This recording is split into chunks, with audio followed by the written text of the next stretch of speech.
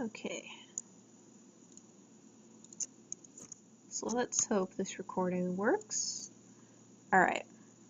So I'm going to be uploading this PSD onto the drive as well.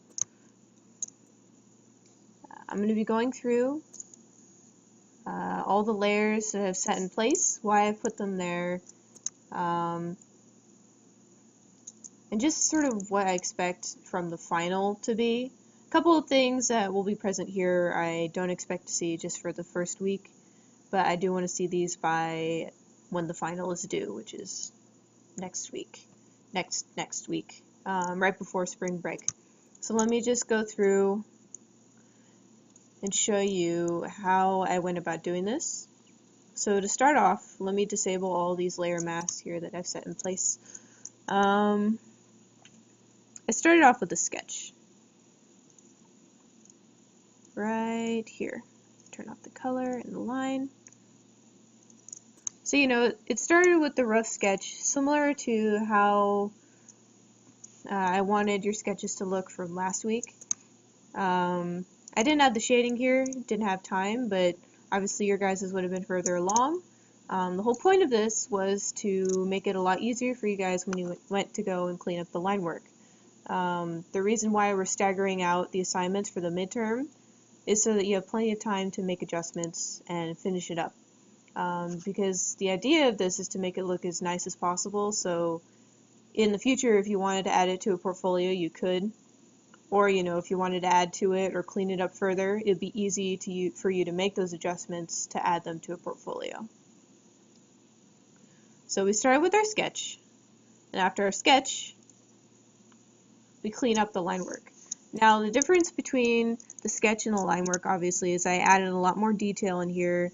I fixed some things around the mouth that weren't really working, like you'll see in the original sketch it's a little bit off, and shape-wise, you know, it looks fine, but it's just a little bit too flat, a little bit too stylized, cartoony than what I'm looking for these. We'll get into style later, how to simplify something but still keep the anatomical integrity, but just for this assignment, I want to be able to see that you guys can draw the anatomy you're drawing from, so obviously we're not going to go into super stylized stuff right away. So this line work, you know, I have a lot more detail on my animal than a lot of other designs I've seen because I added the chitinous masses over its skin. I'm drawing this from the horns of the ibex. I'm taking the horns of the ibex and pushing them further. So the ordinary horns of the ibex just have these small knobs on the ends of their on the tips of their segments, but for this guy I decided to draw it out more. And you can do that. You can take something and push it further. If you see something that's cool, like, oh, what'll happen if I make this even more ridiculous?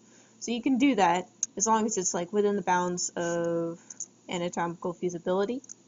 So I've cleaned up the lines.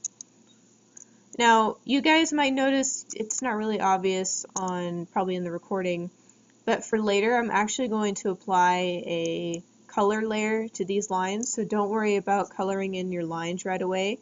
That's something you can add in later. But just for me, I like to use black. And again, if your eyes are starting to burn out while you're drawing, just, you know, you can change the background to, let's change this to a gray background. And then it'll be a lot less harsh on your eyes when you're filling in your line work. Just be careful that your background isn't so dark that you're losing track of the line work. That's one thing that can happen. And remember, for presentation purposes, I either want this background lighter, like maybe about here at the most. That's about, I'd say that's about 30%. Yeah, no darker than this for presentation purposes. Now if we go back here, after we filled in the line work, we want to fill in the color layers. So let me get rid of all this detail here.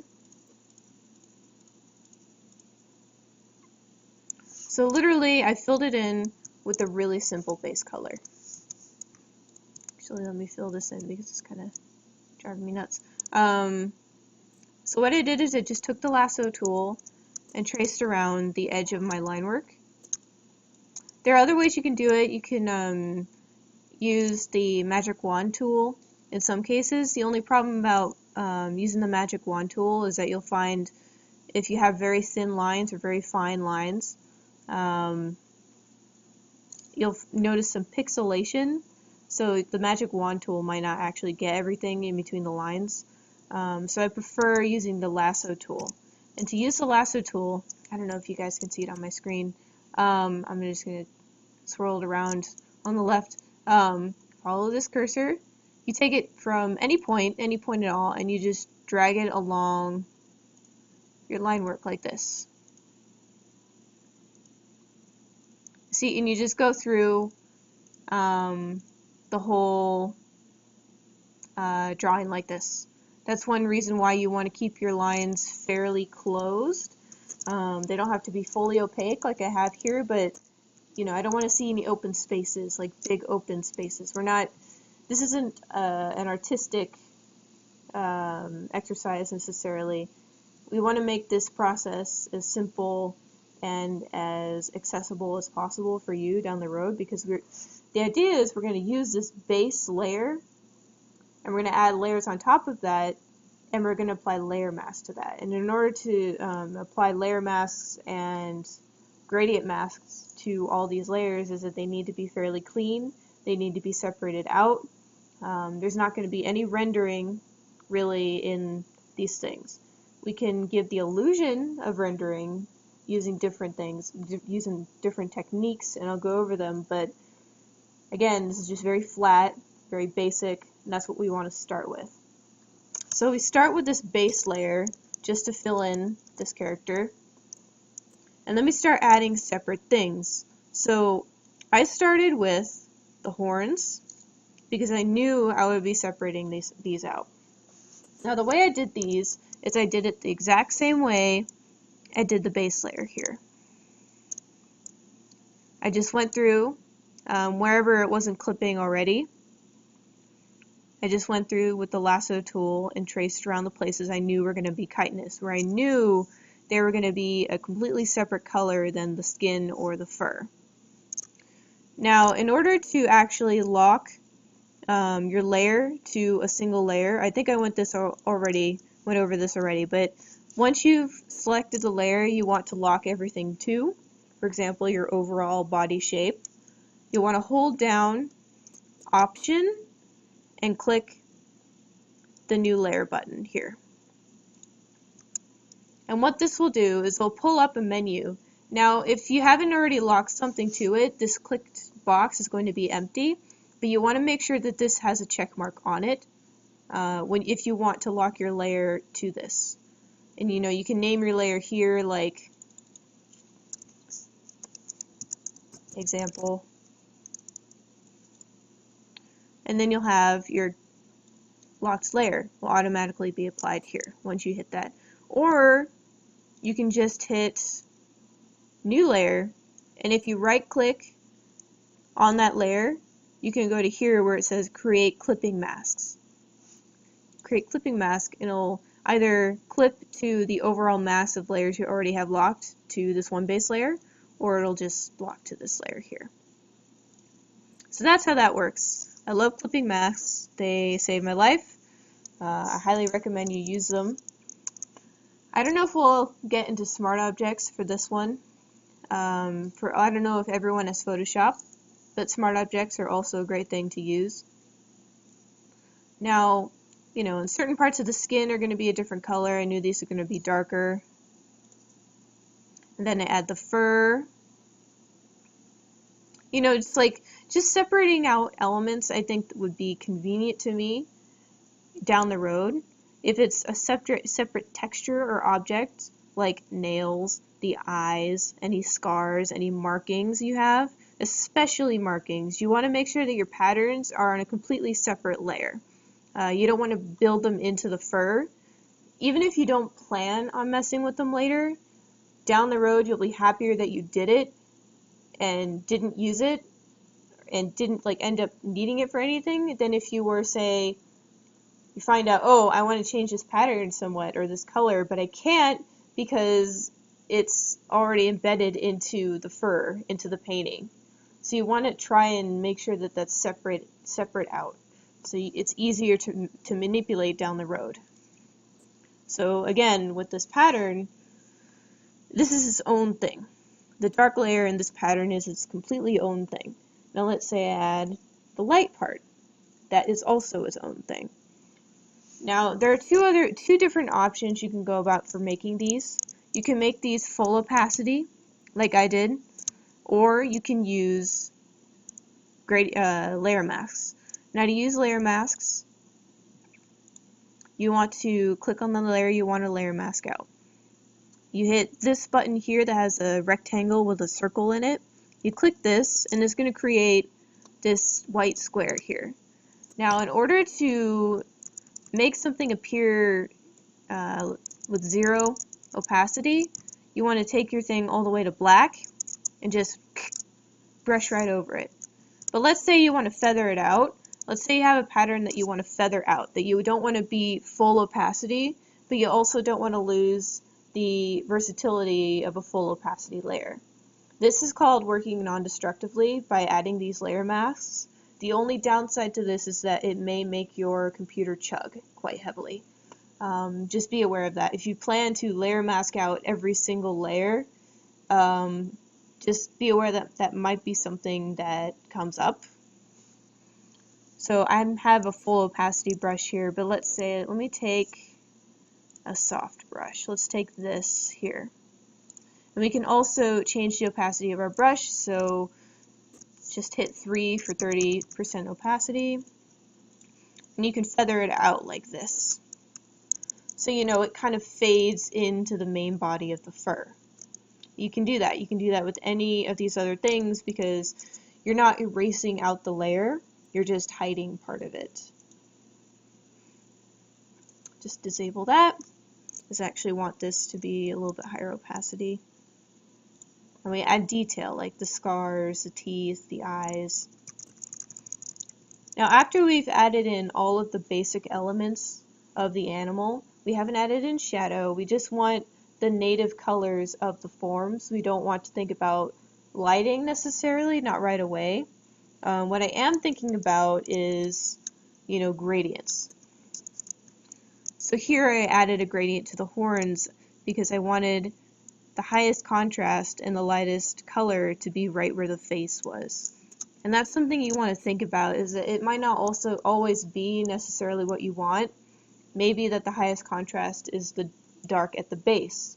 It's just something you have to play with, but generally you want the highest contrast on any animal, any character, to be around the face. Unless it doesn't have a face, then it's going to be around the thing that it fights with, or the thing that is most important about it, the thing that the player character is going to be interacting with. That's what you want to think about in your coloration, is where is the most important part, and you want to make sure that the highest area of contrast is going to be in that specific part. So if your highest area of contrast is on the butt, maybe you want to rearrange how that's working. So if you hit Control Y, what that does is it shows you a preview mode of setting your file to grayscale. It doesn't actually turn your file into grayscale, it just gives you a preview. And it's different than using the hue saturation slider because it actually shows you the true value of the image. So let me show you really quick. Control Y. Oops, hold it too long. So you'll see my highest area of contrast is in the face, in the eyes. Like you just see it, you can just tell. And the horns definitely reinforce that by adding this dark pattern here right next to the eye, and the horn is just this nice area of contrast. You go right to the eye, which is what I wanted. It may be that you have a creature where you want it to go straight to the teeth, because it might be a predator. That's something you got to think about. Then hit Control Y again, we'll disable it. Now, this isn't necessary for everyone, but I like doing this. if you add a gradient, either going, like I kind of prefer dark to light from top to bottom. It'll make it feel like faux shading, I suppose. It's a nice cheap way to get in some value differentiation without having to actually paint stuff out. So what I did is I took a very light gradient, a very light color, and added it in like over everything. Now I do this before I add the shadows generally, but you can do it after if you feel like you need it. So I included a palette here of the colors I used for the multiply and overlay layers. So if you look at this, they're actually very, very light, desaturated colors.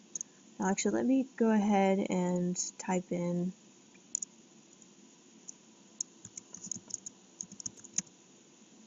multiply. Now I made some small adjustments to some of these. Obviously, if the multiply or overlay is not showing up on the color you want to paint on, then maybe you need to make a small adjustment in that area.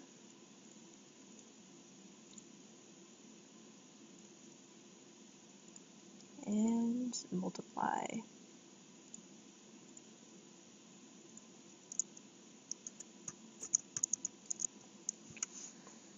So I've added that gradient. I hope you guys can tell what it's doing here. Let me go ahead and zoom in a little bit. So I turn this off and on. You can kind of tell what's going on here. Now I did add a layer mask to this and masked out the eye because I don't want the eye to be affected by the dark because I want this to really pop. So I protected that. And this is when I add the shadows. Now the shadows are very basic, very cel shady. I don't want to spend too much time on them, but I do want to make sure that they're clean and they're following the form correctly. After that, we add small little areas of overlay.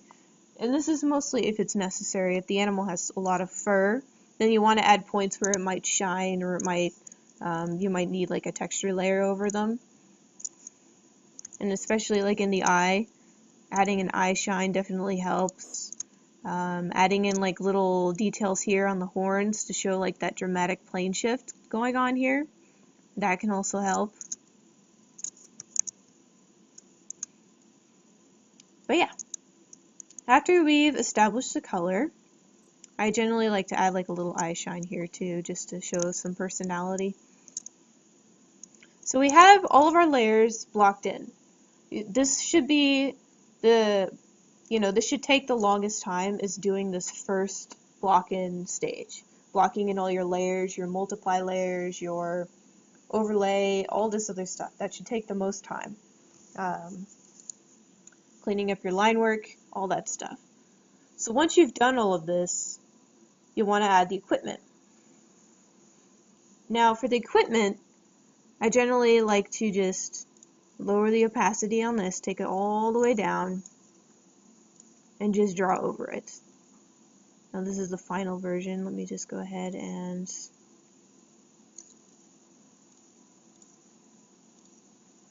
here's the sketch from last week.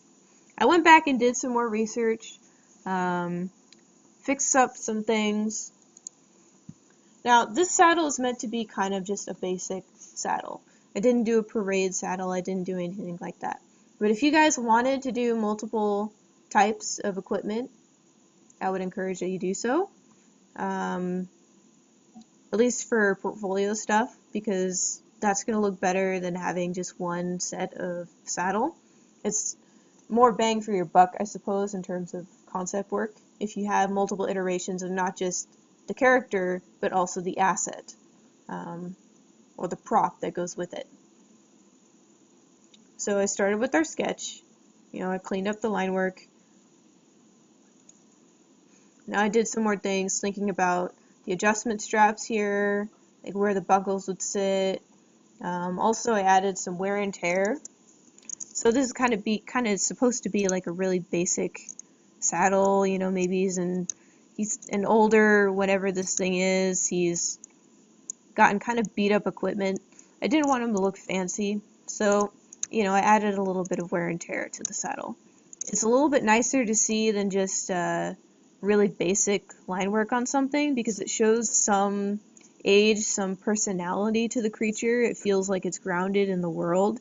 To see damage or something done to a prop, the only exception to this I can see is if maybe it's like a really fancy, a very clean cut kind of thing. But that has more to do with texture than it does with anything. That'll come through in how you paint it out, you know, which can be more work, but, you know, it just depends on the kind of impression you're trying to give off. Now again, same process with the saddle. You fill in, oh god, I added so many layers here. You add in your base layer here, you know, just fill that in. You know, there might be some straps that I want to be a different color, so I fill those in very quickly. And bruising on leather.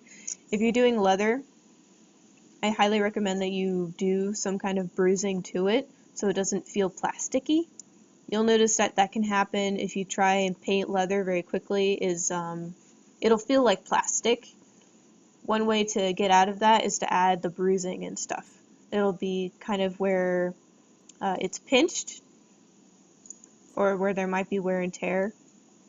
Just something to be aware of. And then we add the blanket. Now I want these two blankets to be on separate layers. I may not use both, but I definitely want them to be on separate things. Basically, if there are separate objects within the overall mass, you want to try and block them out separately in separate layers as much as you can. You know, we add a little pattern just so it's not boring. Now, I drew from the pattern, I actually drew from the shapes within the animal itself. You'll notice a lot of triangles. Like here's a triangles, literally a curvy triangle made of triangles. Triangular face, triangular ear, triangular eye, triangle tail, triangle everything, triangle body. Like this thing is a triangle, so, you know, I drew that for the patterns in the animal. And now, you know, you might be thinking like, okay, if I want to add patterns to something, how do I do it? Literally just take it from the animal. Think about the kind of shapes that you're using consistently throughout the animal and put it into the pattern. It'll feel natural. You don't have to think about it, and it'll just fit. So that's usually how I do patterns on something like this. So I just steal it. Add the saddle separately. Now these two things are pretty far apart from each other, so I don't mind putting them onto the same layer.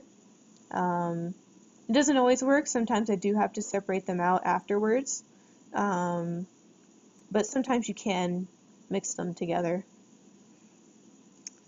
The buckles, I want to separate those out definitely, because not only are they a separate object, they're also a very different texture from everything else. Now again, same thing, I'm adding the gradient. You might not even notice it.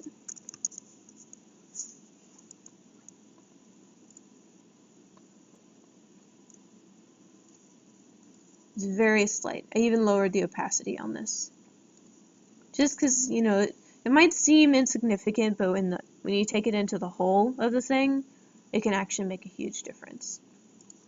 And then we add our shadow.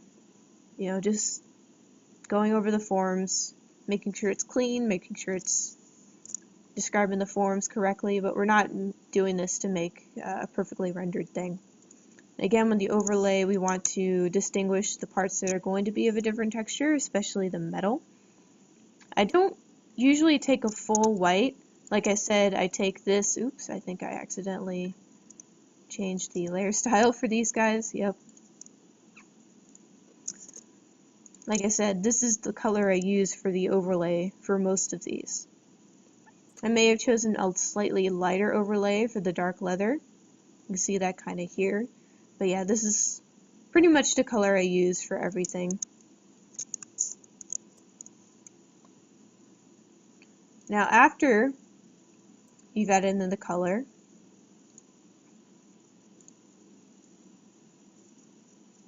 oh right, I forgot to mention. So I actually drew through the form for this saddle. I didn't actually just, just stop at the arm. I actually drew through the form to figure out how it was attaching to this. So, that's there for you guys if you want to look at it on your own. But just be aware of that is something that I did. So if we take this to full opacity, reapply the layer mask here. You see, I want some fur to be poking out over the saddle here. So I masked out this part, obviously the arm. But another thing to keep in mind is that you might also want to, like here, for example, the fur is being pressed up into the chest once you put the saddle on. So that's not going to be seen necessarily anymore. So like this fur that normally would be hanging down would be pressed up against the chest with this particular set of equipment. So all I need to do is mask out this creature group that I made. Just enable it like that. And I'll just add like a really quick cover up of whatever fur is remaining here. And of course, I do want to add a shadow layer in the same layers of the saddle to just sort of distinguish the saddle from the creature, just to give it a little bit of depth. So everything's blocked in. We've got our saddle blocked in, we've got the creature blocked in, everything, all the layers are just, they're there. So I'm going to go over how to create the gradient masks. Let me get a drink of water because my voice is dying. Okay. So we've got everything set up. What we want to do is we want to create a copy of this. And we're going to create a copy and just, hold on, let me hide all these so I can go over these step by step with you guys. And again, all of this is going to be in the PSD that I upload. Hopefully it uploads sometime this year because my internet is so slow.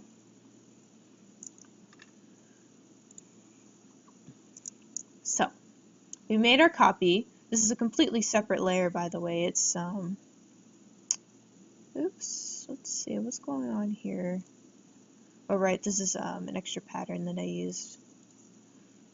Okay, so we've made our copy of the thing that we just finished. So what we want to do is we want to look at what we want to mess with for our color iterations. Do we want to change the color of the horns? Okay, let's change the color of the horns. So if we go into here, I've labeled out the gradient masks that I used in the green. So they're going to be in green in the PSD. So if we look at this, I want the horns to be darker now. I want them to be kind of purpley, kind of purplish colored. So in order to do this, you want to hold down, it doesn't matter what layer you press necessarily. All that matters is whether or not you want the multiply layers to be affecting it. I usually like to put all my gradient masks underneath the overall multiply layers. Usually, not necessarily all the time, but usually I do. So I almost always put them underneath an overall overlay and multiply layers. So what we want to do, doesn't matter what layer here, you want to click this half circle, the circle that looks like a half moon or something. Hold this, and at the bottom of this overall menu is going to be gradient map. Gradient map, not gradients, gradient map. At the bottom is going to be right above selective color and right underneath threshold. It's going to be gradient map. And if you click this, you're going to be brought into this menu. Now this is the properties menu. If this doesn't show up for you, you can go into window and properties. Oops, just closed it. So if you hold this down, it'll take you into the properties of whatever layer you're in. It can be a gradient map layer. You can create a levels layer, and then you can adjust the levels by going into the Properties tab. So if you click on this, you'll notice that you'll have a scale of color.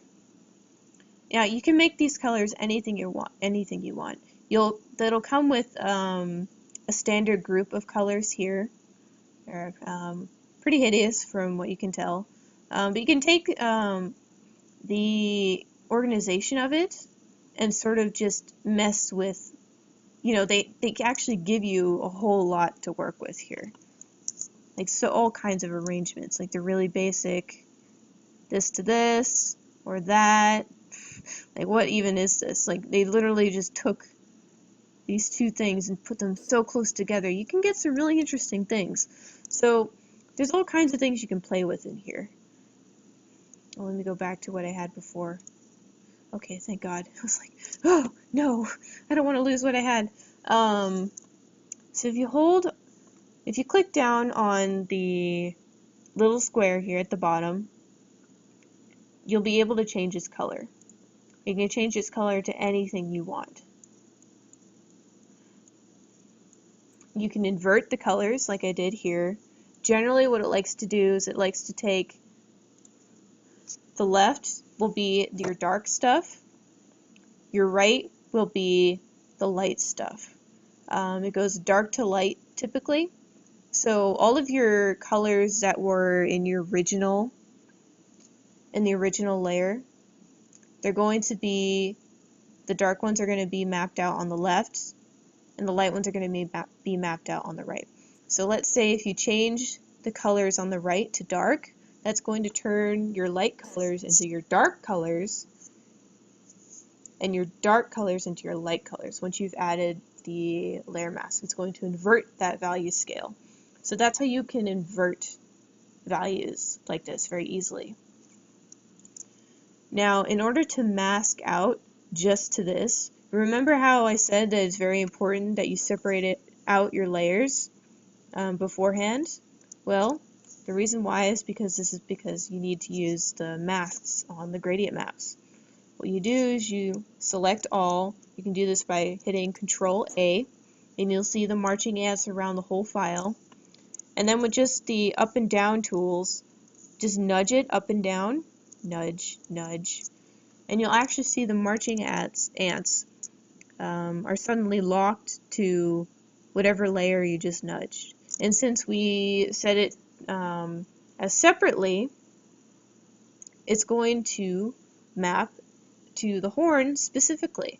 So once you've added the map, all you need to do is go in, hit Select, Inverse, and once you're all over your mask, all you need to do is brush it in with black. And then you're going to get, hold on, let me just show you. So this is what it looks like without the layer masks. But if I turn it back on using the tool I just used, voila. All you need to do is paint in all those marching ants with black, and you'll see what I mean. And you need to do this with anything that you want to change.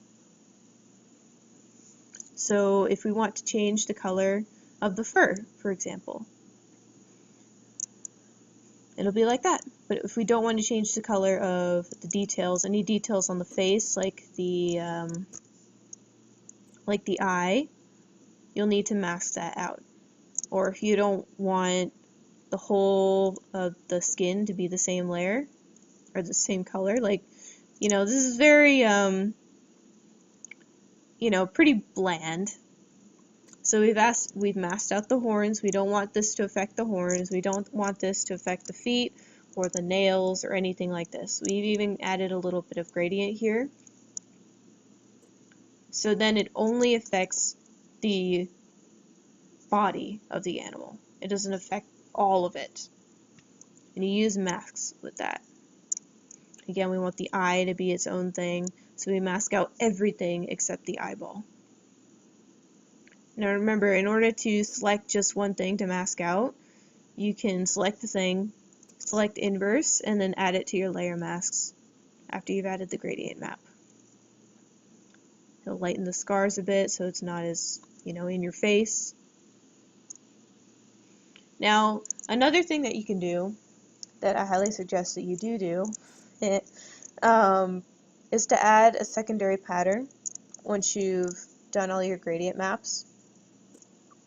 Now, I generally do this over the gradient maps because it's a pain in the butt to have to go back in under them and redo the layers that way, so I'll just do them over the gradient maps.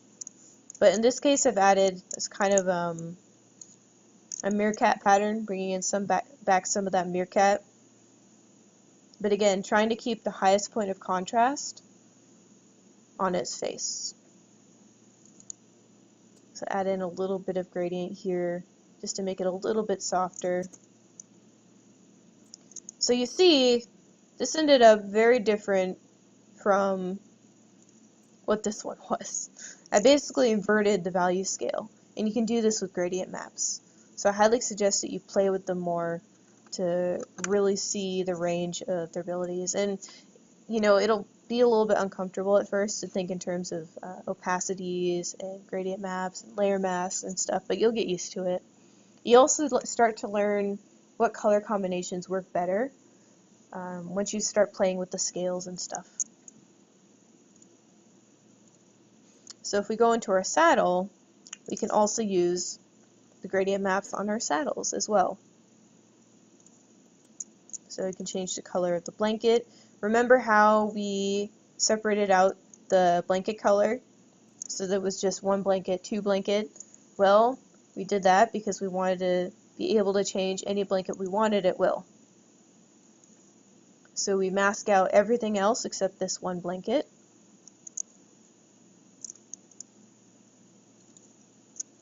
If we want to change the color of this other blanket, we can do that. And now another thing with patterns, same things apply for the fabrics, is you want to make sure that the patterns are their own layer as well.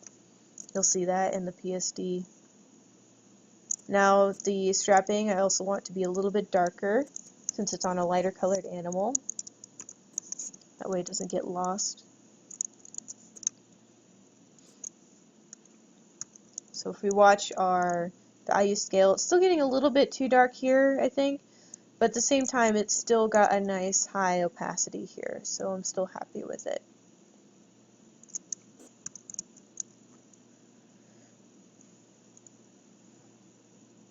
So let's look at a couple other iterations I did using the same technique. I did a melanistic jaguar one. Now this is it's kind of like ham-fisted. Hit you over the head with, ooh, broody dark red, ooh. I went pretty ridiculous with the red here.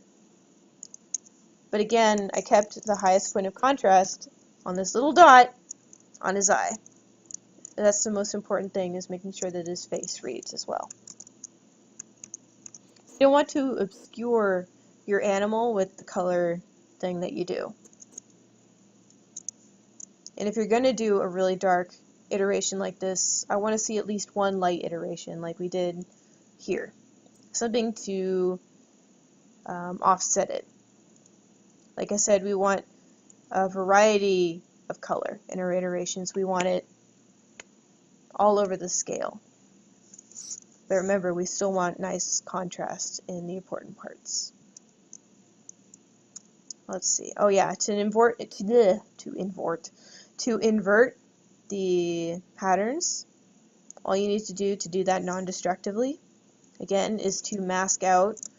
For this one, I did a little bit differently because it's a softer brush stroke to do the patterns. I selected the pattern, so let me show you. Saddle color, pattern. So I selected the pattern, but you notice how it's very sharp here? Like, it doesn't necessarily encompass all of it. It's got this kind of weird stuff going on. I selected inverse of this, and it ended up creating a really nasty dark line around the pattern when I tried to invert the colors. Like, it made the main thing light, but it created this nasty dark line. So what I had to do is I had to erase it out to soften up the gradient map. And sometimes you'll have to do that, but you know, it's just a small thing that you have to do in light of like actually changing all the colors and having to do it all over again. So changing the colors on your iterations can be very simple. You just need to make sure that you're working non-destructively and you leave yourself enough room to experiment. Now, this is a frost or an icy version of the others. Again, trying a different thing where it's more gradient in the face, darker horns but light. You know, there's all kinds of things you can do with this. But yeah, trying out a different pattern. Again, I added this out separately. So if we look at this, so many folders. So here's the dark part of the pattern and the light part. Because in the original version, this is actually light. In order to make this, it was actually dark. So in order to make this light, what I did is I selected that dark part of the pattern.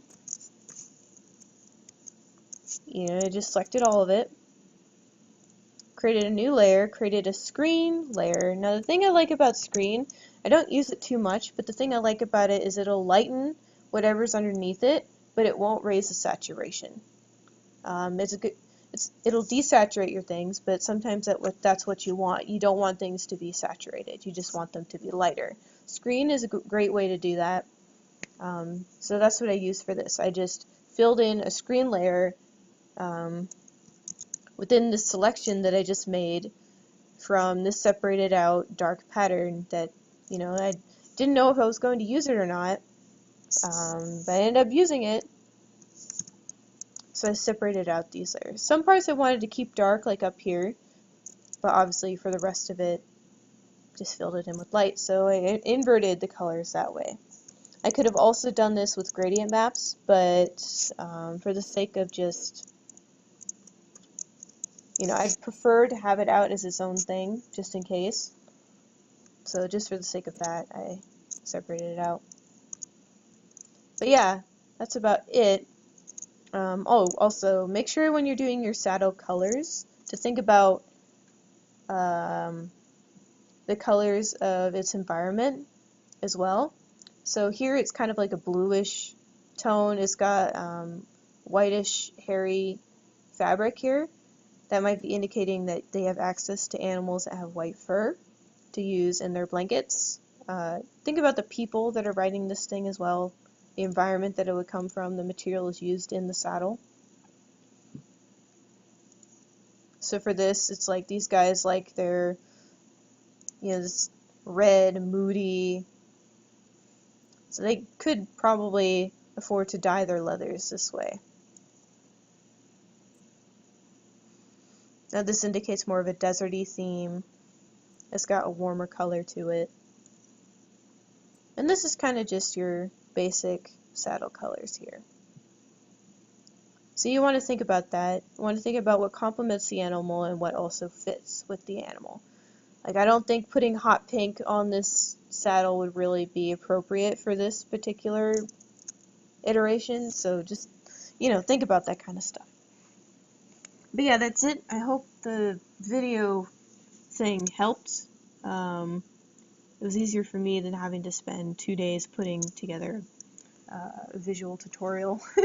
But yeah, again, if you guys have any questions on your thing, y'all are going to have to ask me about it, because I'm not a mind reader. But yeah, that's it. Good luck on your pre-midterms, and I hope this helped.